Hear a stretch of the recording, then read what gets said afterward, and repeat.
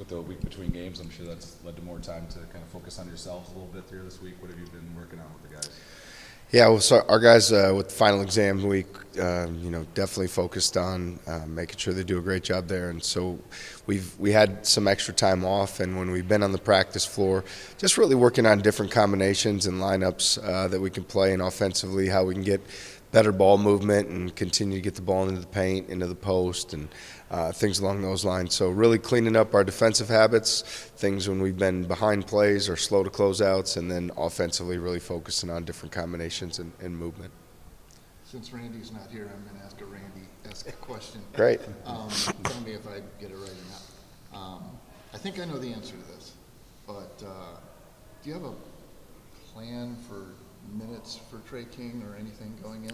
Yeah, we want to get Trey into the game. I mean, and I don't know when exactly that will come or how we'll go about doing that, but we want to get him some minutes, and we want him. I mean, it's been 20 some months since he's played, so getting him in and getting him comfortable and being part of it will be important, and how many minutes that will be dictated by how he plays, just like all our guys. So I do have an intention that we want to get him in the game, and we want to get him in rhythm and caught up with our team.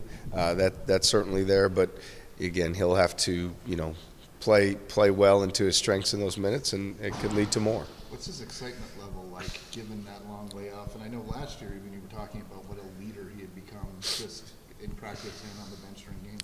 He's a very bright young man with an engaging personality, so he's fun to be around every day. He's very coachable, great character. So those guys, to me, the leadership is through your actions more than your words, and TK is a guy that every single day, we can count on him to do the right thing, and so that'll pay off for him when it comes time to play. We talked to the players about this a little bit, but I think we especially saw it on Sunday. How does kind of bringing that pressure and kind of intensity on the defensive end really set the team up not only for success as a whole, but maybe some better offensive opportunities as well?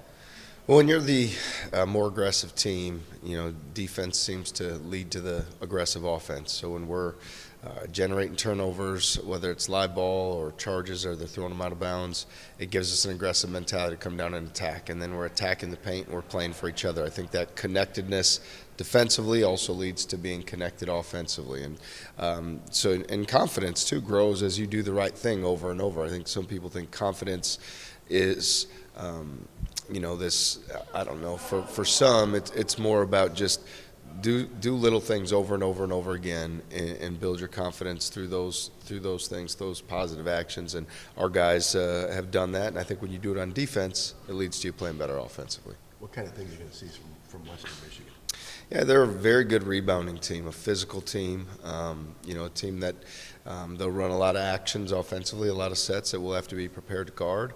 They're a team that tries to get the ball into the paint. They've got a dynamic guard in Norman, who's a prolific scorer.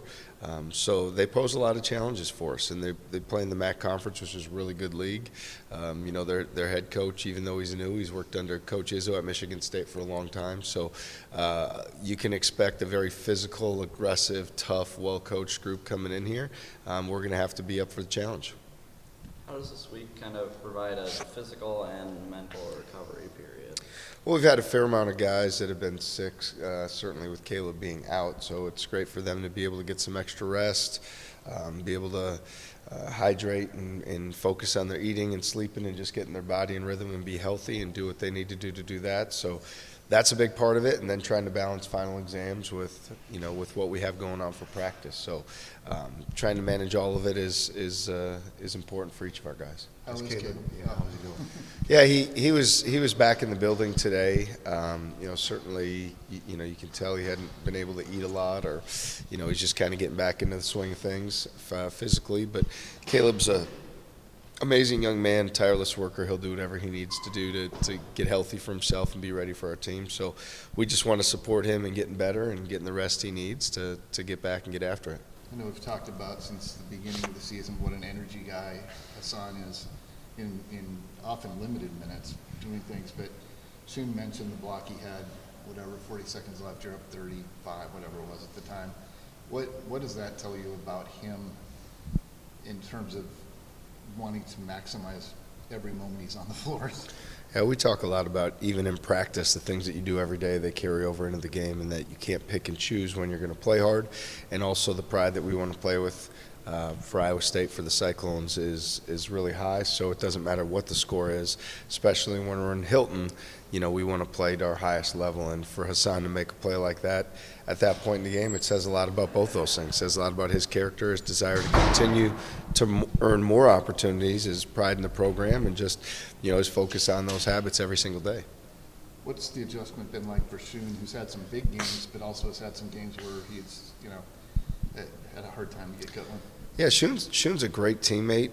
You know, I think at times, you know, we feel he could even be more dominant offensively. We believe in his game. We believe in his shot. We believe in his ability to finish the basketball. For him, there's a still being thrust into a little bit of a new role. In the past, he's been more of a guy that's just been a rim runner, dunk spot, you know, energy type offensive player where we're kind of utilizing his skills. So it's still a work in progress that way. We're going to continue to lean into his abilities because we believe in him and we know he's got terrific upside and he'll keep getting better this year.